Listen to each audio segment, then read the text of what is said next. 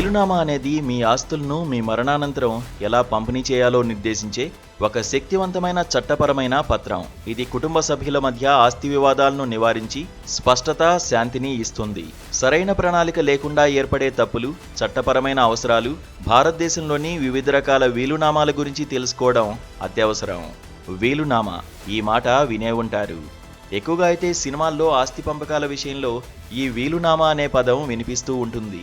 ఓ ఆస్తిపరుడు తన ఆస్తిపాస్తులను ఎలా పంచాలి, ఎవరికి పంచాలనే విషయాన్ని వీలునామాలో పేర్కొంటారు. దాని ప్రకారమే వారి మరణానంతరం పంపకాలు జరుగుతాయి. అయితే మనిషి లేకపోయినా ఈ వీలునామా ఎందుకంత పవర్ఫుల్గా పనిచేస్తుంది అనేది చూద్దాం.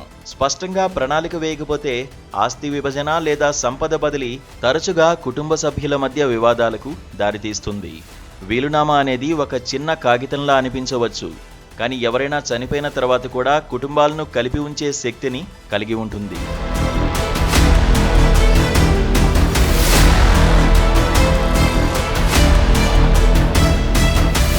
తరచుగా గందరగోళం, భావోద్వేగాలతో నిండిన సమయంలో వీలునామా స్పష్టత, శాంతి, న్యాయాన్ని తెస్తుంది. వీలునామా అనేది ఒక వ్యక్తి మరణం తర్వాత అతని ఆస్తులు ఎలా పంపిణీ చేయాలో నిర్వచించే శక్తివంతమైన చట్టపరమైన పత్రం. వీలునామా చేయడంలో సాధారణ తప్పులు.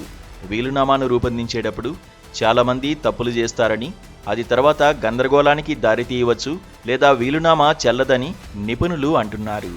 వీలునామాపై సరిగ్గా సంతకం చేయకపోవడం, దానిని సాక్షులుగా చూపించకపోవడం, లేదా వివాహం, ప్రసవం లేదా కొత్త ఆస్తిని కొనుగోలు చేయడం వంటి జీవిత మార్పుల తర్వాత దానిని నవీకరించడం మర్చిపోవడం వంటి కొన్ని సాధారణ తప్పులు ఉన్నాయి. సరైన అమలు లేకపోవడం, కొన్ని ఆస్తులను కోల్పోవడం, అస్పష్టమైన భాష, కుటుంబ సభ్యునికి బహిర్గతం చేయడం, పత్రాన్ని అప్డేట్ చేయడంలో విఫలమవడం చాలా సాధారణ తప్పులు. సంబంధిత చట్టాలకు అనుగుణంగా ఉండేలా చట్టపరమైన పన్ను నిపుణులను సంప్రదించిన తర్వాత వీలునామాను రూపొందించాలి. వివాదాలకు ఫుల్ స్టాప్. స్పష్టంగా రాసినప్పుడు వీలునామా భావోద్వేగ, చట్టపరమైన పోరాటాలను నిరోధించగలదు. స్పష్టమైన, చెల్లుబాటయ్యే వీలునామా సందేహం లేదా సంఘర్షణకు తక్కువ అవకాశం ఇస్తుంది. ఎవరికి ఏమి లభిస్తుందో అది స్పష్టంగా పేర్కొంటుంది. ఇది వారసుల మధ్య భావోద్వేగ, చట్టపరమైన వివాదాలను తగ్గిస్తుంది. ఉద్దేశాలను నమోదు చేసినప్పుడు ఇది పోటీ వాదనలను నిరోధిస్తుంది. ఒక వీలునామా చట్టబద్ధంగా చెల్లుబాటు కావాలంటే టెస్టేటర్ కనీసం 18 సంవత్సరాల వయసు కలిగి ఉండాలి. మంచి మనస్సు కలిగి ఉండాలి. ఆస్తి పంపిణీ గురించి స్పష్టమైన సూచనలను అందించాలి. ఈ వీలునామాపై టెస్టేటర్ సంతకం చేసి తేదీ వేయాలి. కనీసం 2 సాక్షులు సాక్ష్యమివ్వాలి.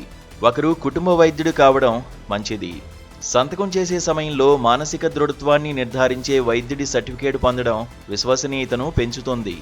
ప్రతి పేజీని డేటింగ్ చేయడం, ఖాళీ స్థలాలు లేదా ఓవర్ రైట్ చేయడాన్ని నివారించడం, అసలు కాపీని సురక్షితంగా ఉంచాలి.